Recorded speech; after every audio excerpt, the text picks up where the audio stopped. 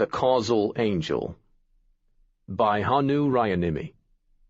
Narrated by Roger Wayne. He interrupted himself and stamped his foot on the ground. You confounded Lupin! Will you never change?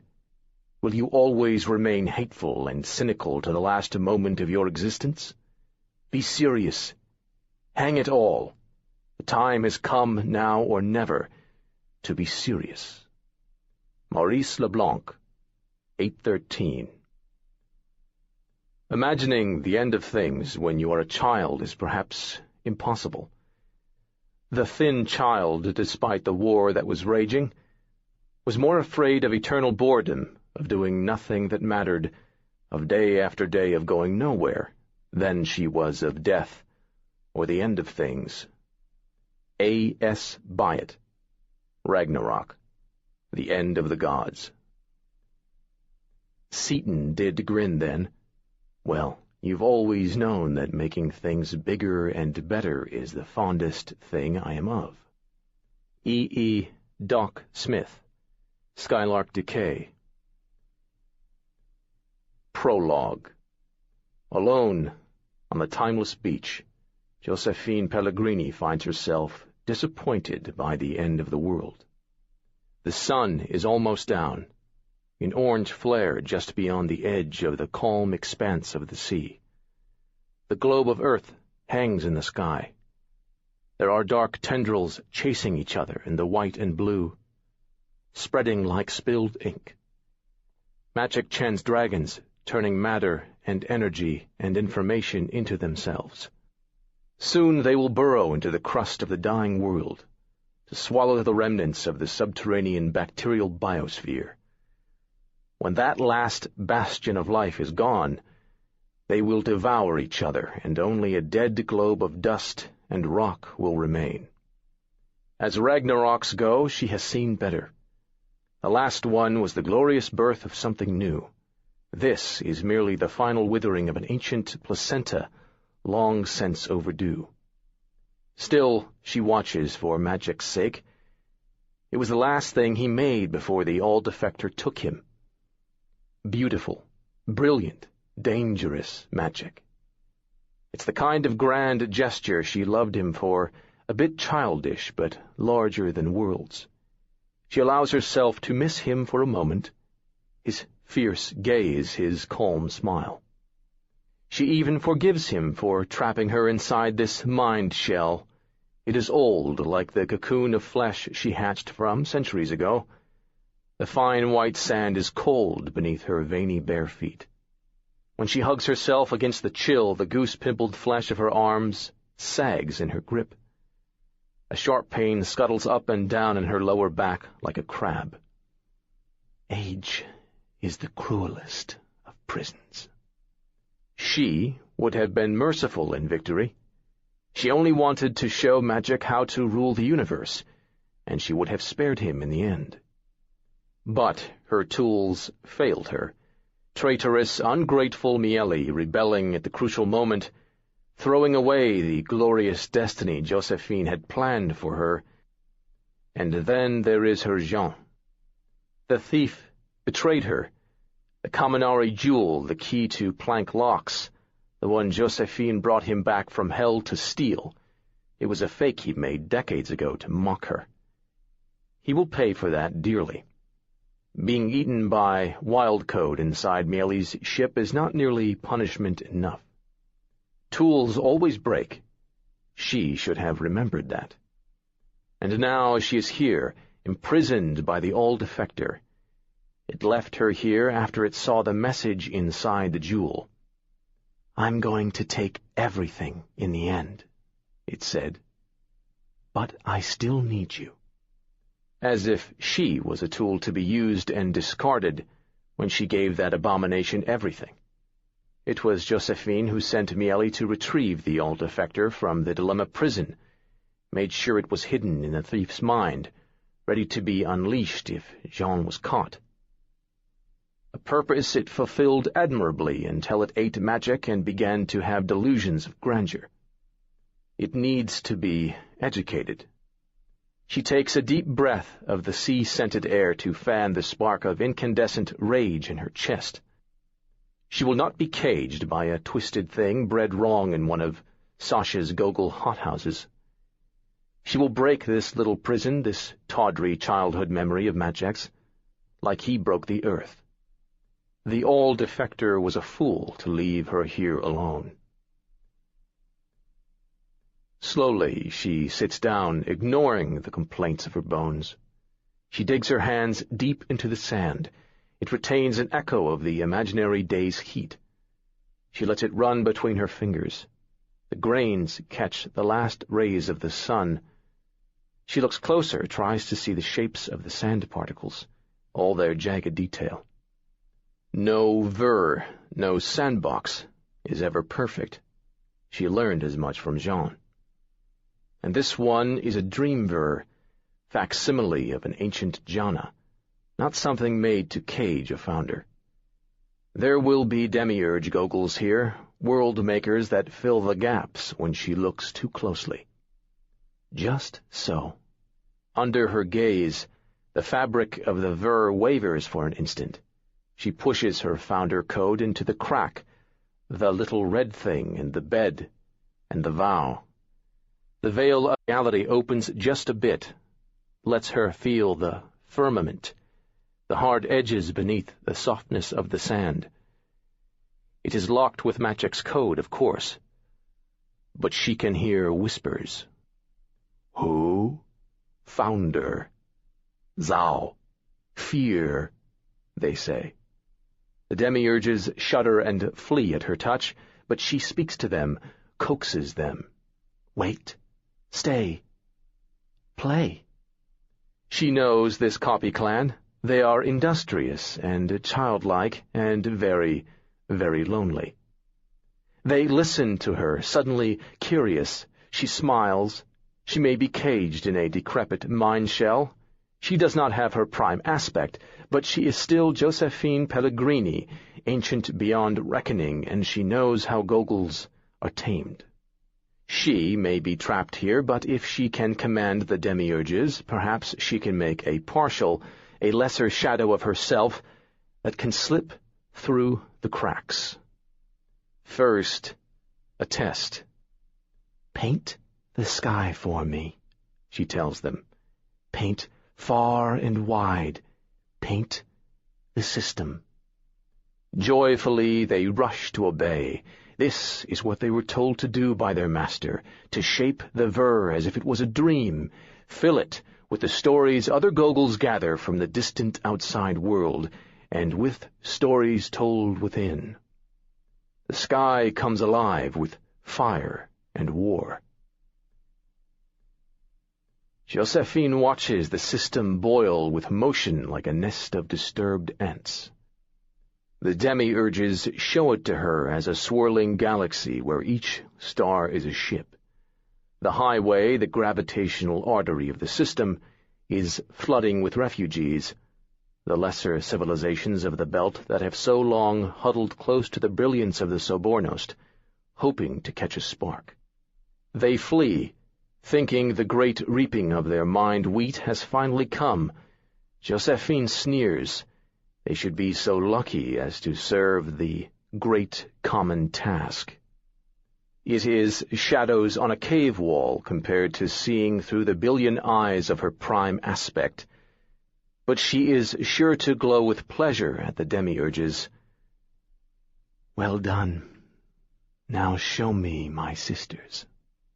The sky expands, shows the sun girdled with Sobornost sun-lifting machines and smart matter factories, unfolds into a high-dimensional map of the rayons and oblasts and gubernias, and the many-faceted vers within, countless Gogols as signals in the neurons of the vast brain of the Sobornost, a cosmic web of thought, a brain at war with itself.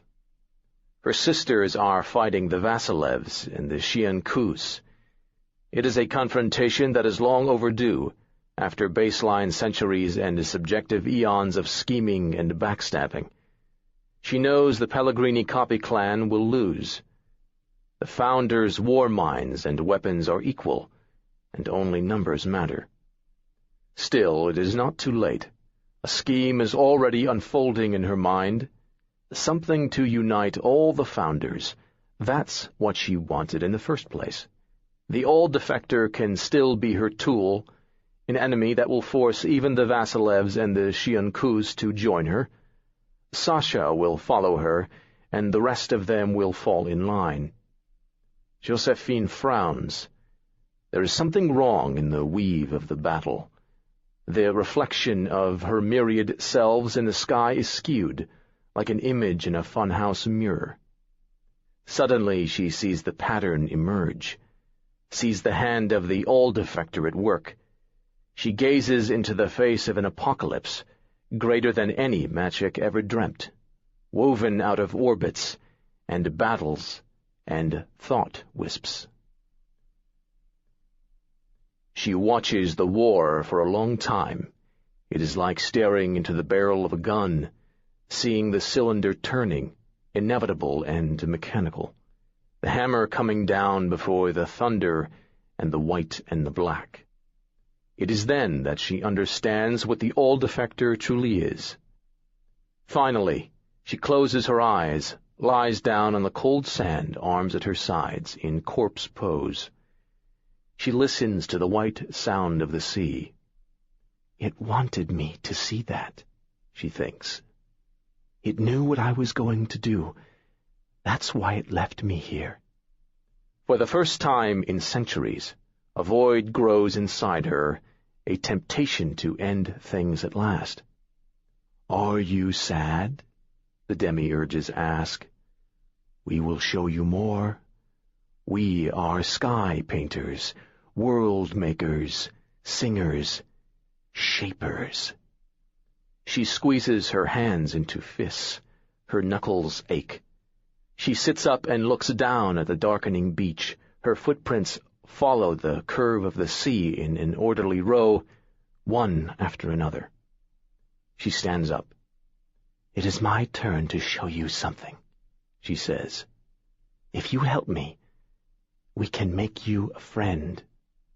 We listen, we make, we shape," says the chorus of the demiurges. She starts walking, stepping into her own sandy impressions with slow, tired strides. Cold waves lap at her feet. In the sky, the true end of the world begins. Josephine ignores it. She is busy making a last hope out of memories and sand. 1. The Thief and the Last Battle. We are barely past the orbit of Mars when Maciek figures out the truth about Narnia and helps me find Miele's trail. "That can't be the end," he says, holding up a book. It is a big, battered purple volume with a circular window-like cover image that shows clashing armies. He has to lift it with both of his 4-year-old hands. He struggles with its weight and finally slams it down onto the table in front of me. "The Last Battle" by C.S. Lewis, I note with a sigh. That means difficult questions. For the past few subjective days, the tiny main ver of our ship, the wardrobe, has been a calm place. I created it based on a dream Maciek told me about. It is an incense-scented labyrinth of high bookshelves full of haphazardly stacked books of all sizes and colors. Maciek and I usually sit at a rough wooden table in a small cafe area in the front, brightly lit by diffuse sunlight through the display windows. Outside, painted on the imaginary glass for us by the ver, is the turbulent flow of the highway. Thousands of light wisps, rock ships, calm ships, beam riders, and other craft of every kind, reflected from the wardrobe's solar sails in a myriad glinting fragments. And somewhere in the back, in the shadows, the blue and silver books that hold the fractally compressed minds of the people and Jinni and gods of Sur whisper to each other with papery voices. Until now, Maciek has been reading his books quietly, leaning his chin on his fists, which has suited me fine. I have been busy looking for Miele in the death cries of Earth. They can't just all die. It's not fair, Magic says. I look at him and make my soul highway Zoku jewel, an emerald crystal disk with a tracery of milky veins inside, a gift from a friendly cetamorph, spin between my fingers. Listen, Magic, I say. Would you like to see a trick? The boy answers with a disapproving stare. His eyes are earnest and intense, a piercing blue gaze that is at odds with his soft round face. It brings back uncomfortable memories from the time his older self caught me and took my brain apart, neuron by neuron.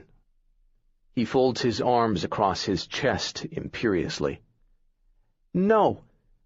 I want to know if there is a different ending. I don't like it. I roll my eyes. Usually there is only one ending, Magic. Why don't you find another book to read if you didn't like that one? I really don't want to have this conversation right now. My minions, a swarm of open-source cognitive agents distantly descended from rats and nematode worms, are scouring the system public spymescapes for public data on Earth's destruction. There is a steady stream of cups in my head, cold raindrops of information from the storm of ships beyond our ancient vessel's walls. And each of them is like the stroke of a clock, counting down time that Miele has left. A life stream from a Ceresian vacuum hawk. A grainy feed recorded by photosensitive bacterial film on the solar sail wings of a fragile non-sentient space organism that was following a female of its species past Earth. Not nearly detailed enough. Next. A spime from a Sagan Zoku synthetic aperture array on Ganymede. Public feed. My heart jumps. Not bad. A hyperspectral data set from a few days ago flashes past my eyes, like flying through Aurora Borealis, multicolored sheets of light that show both Earth's surface and the surrounding space in intricate detail. The dragons are dark gashes in every layer. But I don't care about them. With a thought, I zoom into the L2 Lagrange point, and the cloud of technological debris where Peronin should be. Come on. But I want to know, says a distant, insistent voice. Who was the Emperor? What was beyond the sea? Why was Aslan no longer a lion? The spime view is detailed enough to show the space-time trail and history of every synth biofragment and dead nanosat in that little Sargasso sea of space, except that Miele's ship Peronin is supposed to be there too. And it isn't. I swear under my breath. You said a bad word. Somewhere far away, Magic is tugging at my sleeve. It is frustrating. All the public data I can find is subtly corrupt, even data with supposedly unforgeable quantum watermarks from Zoku sensors. It makes no sense unless there is a major spoofing operation going on. It makes me wonder if it's already too late. Where the hell is she? I rub my eyes, send the minions to scour the ad hoc networks of the highway to see if anyone else has noticed the phenomenon. Then I let their cups fade into distant background noise. Suddenly I miss Peronin's intel goggles very badly, although not as much as I miss the ship itself. Why did they have to look at his face in the end? In a situation like this, it would know exactly what to say. Look, Magic, I am very, very busy now. I have to work. I can help you. I'm good at working. It's grown-up stuff, I say carefully. I think you would find it boring. He does not look impressed. That's what Mom always says, but once I went with her to her work, and it was fun. I crashed a quantum derivatives market. My work is not nearly as exciting as your Mom's. I know it's a mistake the moment I say it. I don't believe you. I want to try. He reaches for my Zoku jewel. I hold it up, spin it in my fingers, and make it disappear. Magic, it is rude to take other people's toys without asking permission. Do you remember what I told you? What are we doing here? He looks at the floor. We are saving Miele, he mutters. That's right. The nice lady with wings who came to visit you. That's why I came back to you. I needed your help. That's why we are in the wardrobe. I let you name her, didn't I? He nods. And who are we saving Miele from? Everybody, Magic says. Look after her. For me. Promise? Peronin said. When a Sobornost hunter attacked us, the ship tried to save Miele by shooting her into space. I'm sure it seemed like a good idea at the time. The problem is that Miele served the Sobornost for 2 decades and carries a founder goggle in her head. There are too many forces in the system that want access to that kind of information, especially now. For example, the great game Zoku, the Zoku intelligence arm. They might be nice about it, but when they find her, they are going to peel her mind open like an orange. The Pellegrinis, the Vasilevs, the Xiankus, or the Chens will be less polite. Let alone the mercenary company she infiltrated and betrayed on Earth. We have to find her before someone else does, and several baseline days have already passed. Even if I knew where she was, getting to her would not be easy. Our good ship, the Wardrobe, was little more than a tangle of carbon nanotubes inside a cherry-sized blob of primitive smart matter, tugged along a belt branch of the highway towards Saturn by kite-like solar sails. It hatched from a 3,000-ton Wang bullet. I lit a 150-kiloton nuclear explosive under it to escape a dying Earth. Fragments of the shell that protected the ship still float around us, a 3-dimensional puzzle of steel and boron, and a wispy mess of used anti-acceleration gel that trails the ship like a stream of toilet paper from a car window. It's not the vessel I would choose for a high-speed system-wide chase. And if I do find Miele and she finds out what happened to Peronin, there will be blood. Mostly mine. I take Magic by the shoulders gently. That's right. Everybody. I want to help Miele too. I know. But right now, you will help her best by being quiet and reading a little bit more. Can you do that? He pouts. The princess said we were going to have an adventure. She didn't say anything about you having to work so much. Well, the princess does not know everything. I know. That's why I wanted to talk to you. I thought you were my friend. There is a sudden hollow feeling in my chest. I hate to admit it, but my motives for bringing Magic along were selfish. His jana was the only place that Chen's dragons were forbidden to touch. And then there is the fact that not too long ago I was ready to steal his soul. Of course I am your friend, Magic. What was it about the book that upset you so much? He hops from one foot to another. Then he looks at me with those clear eyes. Is this place like Narnia? He asks. Are we both really dead? I stare at him. Why do you say that? It makes sense, when you think about it.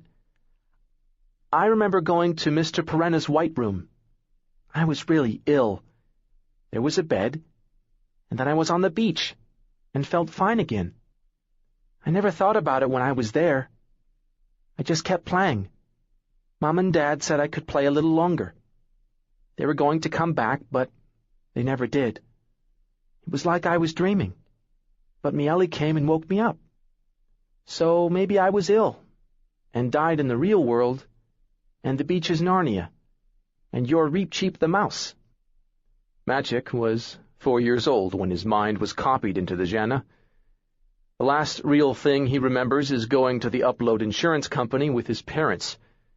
The rest is a never-ending afternoon on the beach. As far as he knows, one of his imaginary friends, the one he calls the Flower Prince, came back and took him on an adventure. I can't bring myself to tell him that his parents have been dead for centuries, and that the world he knew was eaten by dragons that his future self made. Magic? For a split second, I consider my options. I could roll his goggle back a few days, make him forget all about me and the last battle. I could recreate his beach. He could keep playing forever. I take a deep breath. For once, Miele was right. There are lines that have to be drawn. I'm not going to turn Magic into an edited goggle like me, and there is no way I am building a prison for the boy. I take Magic's small hand in my own. I squeeze his fingers gently, looking for words. You are not dead, Magic. Being dead is different. Believe me, I know. But things can be real in different ways. Your parents never believed in us, did they? In me, the princess, the soldier, and the kraken? It takes some effort to speak the names in a steady voice. Magic's imaginary friends, or their distant descendants, the On, make me uncomfortable. They claim I'm one of them and saved me from being eaten by a wild code in Earth's atmosphere. But they did not save Peronin. Magic shakes his head. That's because we live in a world they can't see, the world of stories. Once we find Miele, I promise I will take you back to the real world. But I need you to help me first, okay? Okay, he sniffs. I suppress a sigh of relief. Then he looks at me again. Prince? Yes?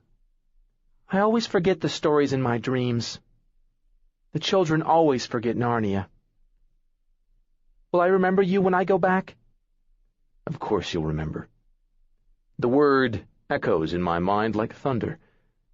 Remember. That's it. Grinning manically, I lift Magic and hug him tight. Magic, you are a genius. I have been looking for Miele's trail in public data sources that have been compromised by unknown forces. But there is one place in the solar system where they remember everything, and keep secrets better than anyone else. Setting up an anonymous cupling to speak to the King of Mars is not easy, but I work feverishly now that I finally have a plan. I've encouraged Magic to tackle an algorithmic ally-generated neuroadaptive fantasy book from the late 21st century next. I'm hoping it will keep him busy for a while. We are several light minutes away from Mars, and so I slow down my subjective clock speed to simulate a real-time conversation. I create a slow-time sub-ver and step inside. Nothing fancy, just a fragment from my visit to the Shiankuz's ancestor simulation of old Earth, a basement bar in Paris full of calm, friendly, expatriate bustle. I pause for a moment, savoring a screwdriver cocktail. Technically, the detective and I were adversaries, and I would hate to ask for his help even if he wasn't my ex-lover Ramon's son. I make a last-minute effort to think of other options, conclude there are none, and send the first cupt, making sure to attach a grin. How are you, my king? Don't call me that. The answer comes. You have no idea what it's like. The cupt carries the gritted teeth feel of frustration, and I smile. It's a title you earned, Isidore. You should embrace it. What do you want, Jean? I did not expect to hear from you again. Don't tell me you want your watch back. Clearly, the boy is growing teeth. You can keep the watch. I seem to recall you had trouble with keeping appointments, or so Pixel said. I would like to let him ponder that for a while, but time is short. I need something else, though. Your help. It's urgent. What happened on Earth? There is a hunger in his query. Did you have something to do with it? It's better that you don't know the details. As for what happened, that's what I'm trying to find out. I sent him a quick summary of my efforts to find Miele adapted to the Martian co-memory protocols. Isidore, someone has been tampering with all the public data I can find. The oubliette exo-memory may have slipped past them. If your encryption schemes are too much trouble for the Subornost, they will give anyone pause.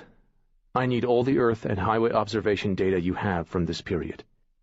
Isidore's reply is full of feverish enthusiasm. This almost like the kingdom, forging the past, but on a much larger scale. I'll have to use the cryptarch key to get all this. Why would anyone go to so much trouble? Perhaps someone is really afraid of a dragon infection. That is the best idea my minions found amongst highway chatter. Or to keep anyone else from finding Miele, I think to myself. Although why anyone would deploy such resources to hide one Oortian, even a servant of Josephine Pellegrini, I have no idea. Please hurry, Isidore, and stay out of this. You have a planet to rule. There is a Suborno civil war going on. The usual courtesies do not apply anymore. If they find out you have the key, they will come after you. You don't need distractions. Like I said, you have no idea. Isidore cups. There you go. A dense, compressed collection of co-memories floods the cupped link. I file it away for detailed analysis, thankful that I kept the Vasilev-made exo-memory emulation and hacking tools I used during my brief but eventful visit to the oubliette. Thank you, Isidore. I am in your debt. I pause. Please say hello to Raymond for me. I try to hide the bittersweet emotion with vodka and lemon, sending the tart taste of my drink with the cupped.